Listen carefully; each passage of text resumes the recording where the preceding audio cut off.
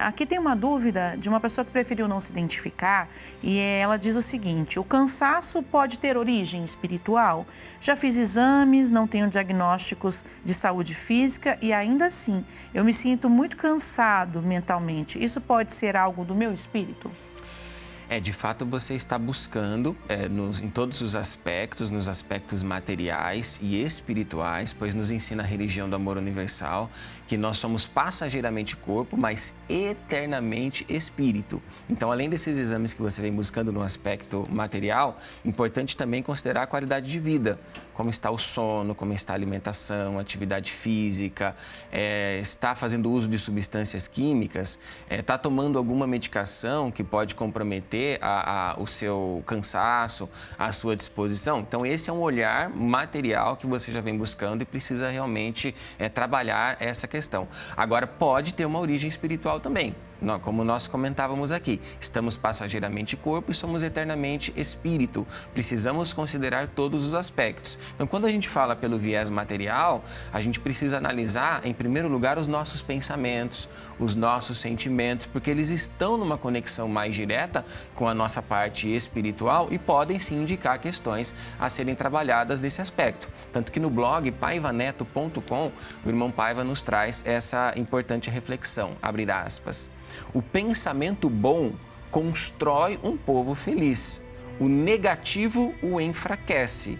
Por isso, é fundamental iluminar a alma de cada criatura, fechar aspas. Então, a alma iluminada, ela vai fornecer uma influência direta para os nossos pensamentos. Então, se queremos ter pensamentos que constroem um bom destino, uma disposição espiritual e física para nós, a iluminação da alma é fundamental.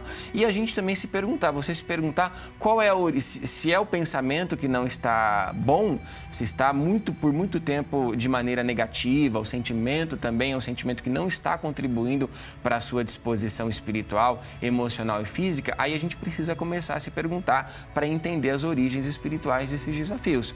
Será que eu estou me preocupando muito com o passado? Estou arrependido? É um remorso? É uma coisa que fica me martirizando ali o tempo todo? Ou será que é uma ansiedade muito grande com o futuro? Será que é uma preocupação excessiva, um medo, uma insegurança com o que vai acontecer lá na frente?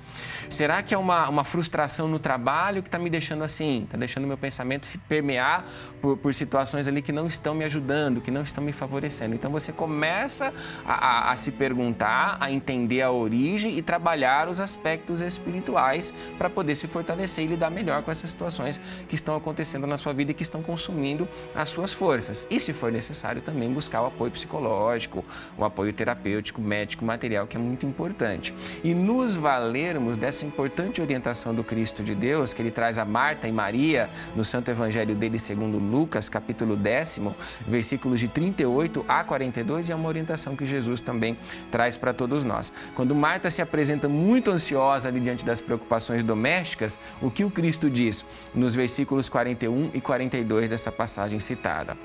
Marta, Marta, andas inquieta e te preocupas com muitas coisas. Entretanto, pouco é necessário, ou mesmo uma só coisa. Maria escolheu a boa parte e esta não lhe será tirada. Fechar aspas. Então, Jesus está nos falando dessa prioridade espiritual, essa única coisa que precisa ser buscada para que depois ela reflita em tudo aquilo que nós fizemos em nossa existência, no trabalho, na vida doméstica, na convivência familiar. Então, se eu cuido dessa prioridade de buscar das mais diversas formas essa prioridade espiritual na minha vida, eu fico mais imune àquilo que quer exaurir as minhas forças, aquilo que quer me deixar excessivamente cansado ou preocupado. E aí eu consigo lidar com uma sabedoria, com um equilíbrio maior com todas essas situações. Então, eu faço um trabalho a partir dos ensinamentos do Cristo de Deus preventivo, já que nós aprendemos na religião do amor universal que Jesus é a medicina preventiva da nossa alma e que devemos trabalhá-la todos os dias. A segunda pergunta, irmão Alain Mateus, vem do Pedro Queiroz. Muito obrigada, Pedro, pela sua questão apresentada aqui nesta edição do quadro Religião de Deus, do Cristo e do Espírito Santo Responde. Ele diz o seguinte: hoje a sociedade vive um tipo de exaustão coletiva. Tem muito a ver com o ritmo de vida, o contato com a tecnologia e as redes sociais, né? Esse movimento que a gente tem hoje nessa nova era, né? E ele diz o seguinte: esse cansaço coletivo estava no planejamento espiritual da humanidade? Não, meu irmão, não é que a providência divina gostaria que nós chegássemos nesse ponto de exaustão coletiva. Tanto que o Deus, o Pai Celestial, vem nos profetizando, vem nos alertando das mais diversas formas possíveis para nos prevenir. Né? Sabendo que se nós não buscássemos essa referência espiritual maior em nosso caminho, conforme nós falávamos a partir dos ensinamentos de Jesus, na resposta da pergunta anterior, nós estaríamos mais sujeitos a esse cansaço, a essa exaustão, a esse estresse, mas por conta da falta dessa busca espiritual e de um ritmo de vida que a própria humanidade acabou estabelecendo para ela própria. Tanto que o Cristo de Deus, no seu Santo Evangelho, segundo Mateus, capítulo 24, versículo 12, na passagem conhecida como o Sermão Profético de Jesus, alerta o seguinte, abre aspas, por se multiplicar a iniquidade no mundo, o amor de muitos corações se esfriará, fechar aspas. Então, é esse esfriamento dos corações, é o cansaço, né? É o martírio diante das lutas da vida que acaba promovendo esse esgotamento mental, físico. Então, Jesus previu, mas por conta de um comportamento, não que a providência divina gostaria que chegássemos nesse ponto, mas previu que a humanidade acabaria chegando por ausência dessa busca espiritual. Então, por esse ritmo de vida que acaba gerando todo esse comprometimento. E, ao mesmo tempo, Jesus nos mostra o caminho.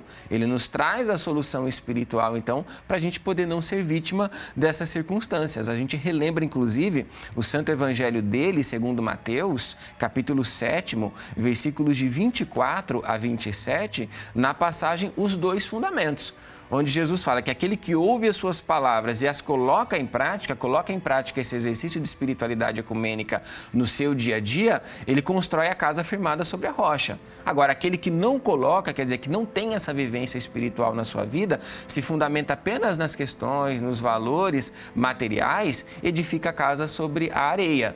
E aí fica muito mais difícil sustentar aquela moradia, sustentar aquele sentimento mais seguro, mais fortalecido diante das tribulações, diante das tempestades que vêm, das turbulências. Agora, quando você tem a sua casa sob essa estrutura espiritual, você tem muito mais sustentação na mente, no coração, na alma, pelo seu comportamento, por essa estruturação que você escolheu fazer no seu dia a dia, você consegue lidar, né? A providência divina te previne, te traz um alerta, mas ao mesmo tempo te aponta o caminho para você conseguir sobreviver a todas essas circunstâncias, inclusive lidar com os meios digitais, com a questão das redes sociais que você aponta na sua pergunta de uma maneira mais saudável, melhor, pois o presidente pregador da religião divina no seu blog ainda nos traz essa importante reflexão, abre aspas, se a tecnologia supera as barreiras,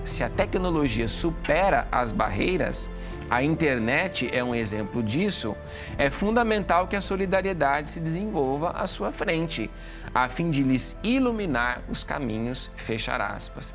Então, no âmbito global, essa solidariedade precisa caminhar à frente, né, da internet, das redes sociais e na minha vida individual também, na minha vida pessoal, de que maneira que eu estou utilizando a internet, as redes sociais? Estou usando com esse espírito de solidariedade? Está sendo útil espiritualmente para mim e útil espiritualmente para as outras pessoas? Então, quando eu faço essa reflexão, esses meios digitais passam a não me consumir tanto. Eu passo a usar com equilíbrio, com sabedoria e de maneira benéfica, espiritual e materialmente para mim e para as pessoas à minha volta. Tá certo. E a última pergunta vem da cidade de Jundiaí, São Paulo. A Maria Andrade, muito obrigada pela sua questão. Ela diz o seguinte: existe um tratamento espiritual para o esgotamento físico? Algo que possa contribuir com o tratamento médico de alguém que está cansado físico e emocionalmente, irmão Alain? Sim, existe. É importante buscar nos dois aspectos que nós comentávamos, no aspecto material, como você já vem buscando, e sim, tem a contrapartida, a prioridade, na verdade, espiritual que nós precisamos buscar. Essa primeira busca, ela vai acontecer por intermédio do exercício da oração. Tanto que a gente vai compartilhar uma mensagem trazida pelo irmão Paiva a partir da sua página no Instagram, @paivaneto.escritor, que ele compartilhou com todos nós no dia 23 de novembro do ano de 2023, sob este título: O extraordinário poder da oração, os efeitos que ela tem na nossa vida. Então vamos às palavras do escritor Paiva Neto, abre aspas. Quando a humanidade perceber que a prece é a segurança para todos nós, porque estabelece a ligação com o mundo superior, com o próprio Deus. Quando a humanidade perceber o valor da prece, ficará finalmente de cabeça para cima.